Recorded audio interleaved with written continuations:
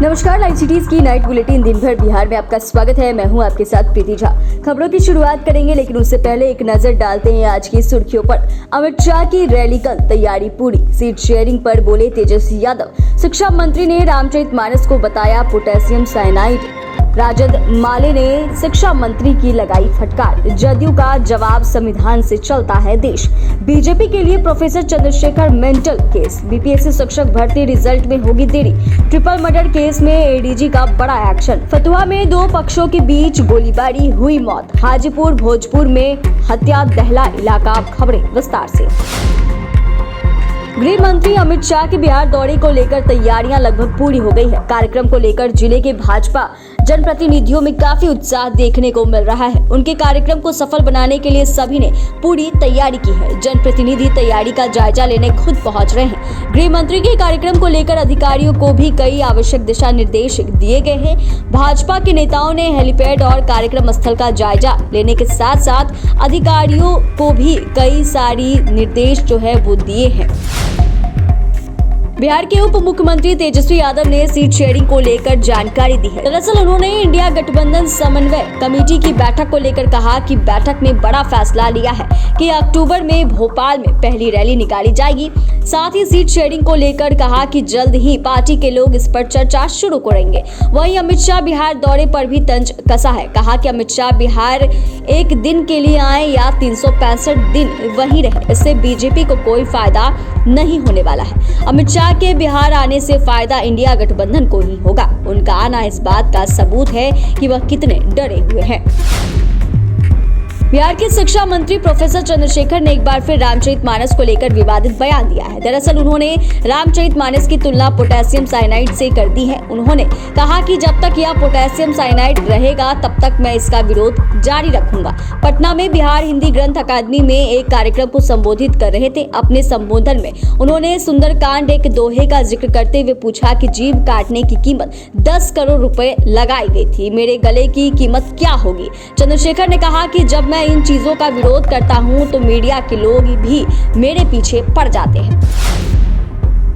बिहार के शिक्षा मंत्री के बिगड़े बोल पर उनके ही पार्टी के नेता ने जमकर फटकार लगाई है। आरजेडी के प्रवक्ता शक्ति सिंह यादव ने कहा कि ये कहीं से बर्दाश्त नहीं किया जा सकता है। जो लोग कुछ ऐसे बयान दे रहे हैं जिससे किसी की आहत हो सकती है, उससे बचना चाहिए। राजद सभी धर्म को मानती है, उसकी इज्जत करती है। वहीं इसको लेकर भाकपा माले ने भी कहा कि इस तरह के अनर्गल बयान नहीं देना चाहिए। महबूब आलम ने कहा कि मैंने पढ़ा है कि यह एक महाकाव्य है, उस महाकाव्य के प्रति बहुत लोगों की आस्था जुड़ी है। महबूब आलम ने कहा कि इस्तीफा देकर आप कथावाचक बन जाइए।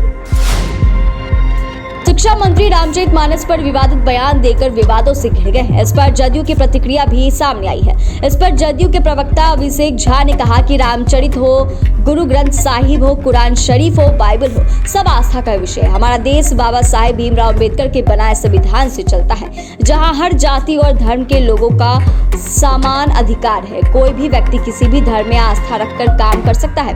हम सबका सम्मान करते हैं। शिक्षा मंत्री को जवाब देते हुए अभिषेक झा ने आगे कहा कि जिनको धर्म ग्रंथ के अंदर पोटेशियम साइनाइड दिखता है वो अपनी विचारधारा अपने तक ही सीमित रखे। ये पार्टी और इंडिया गठबंधन की विचारधारा नहीं हो सकती।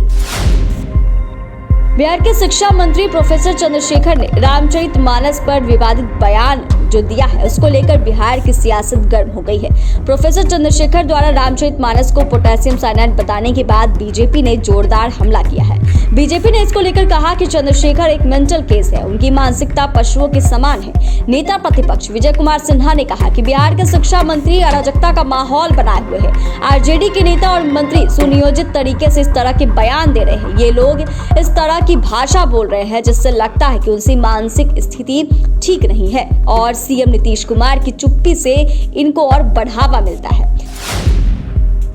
बीपीएससी शिक्षक भर्ती के लिए अभ्यर्थियों को अभी और इंतजार करना होगा। शिक्षक भर्ती परीक्षा रिजल्ट को लेकर आयोग ने बड़ा फैसला लिया है। दरअसल सीटेट का रिजल्ट 28 सितंबर को जारी होगा। बीपीएससी द्वारा आयोजित इस परीक्षा में सीटेट अपीयरिंग अभ्यर्थी भी शामिल हुए थे। यही वजह है कि अब रिजल्ट को टालते हुए सीटेट रिजल्ट के बाद जारी करने का निर्णय लिया गया है। 27 से 30 सितंबर के बीच रिजल्ट जारी करने की बात कही गई थी, लेकिन बीपीएससी चेयरमैन अतुल प्रसाद ने बड़ी जानकारी दी है और कहा है कि टीआरई परिणाम अब अक्टूबर के मध्य तक आने की संभावना है। यह थोड़ी देर सीटेड आदि के लंबित परिणामों उम्मीदवारों द्वारा अपने ओएमआर में की गई गलतियां जैसे गलत रोल नंबर, गलत श्रृंखला, गलत विशेष संयोजन और प्रमाण पत्रों को गलत जमा करने के कारण भी है।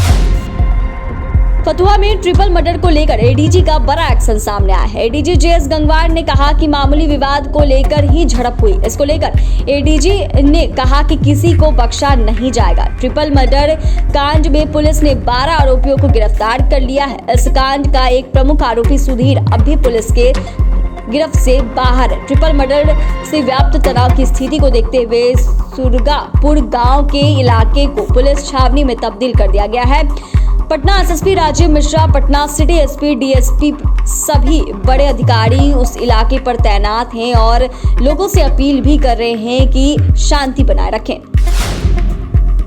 पटना के फतुहा थाना क्षेत्र में दो पक्षों के बीच हुई गोलीबारी में जिसमें 3 लोगों की मौत हो गई। एक की हालत गंभीर है, इलाज चल रहा है। मामला जमीन विवाद से जुड़ा हुआ है। इधर ट्रिपल मर्डर से इलाके में सनसनी फैल गई है।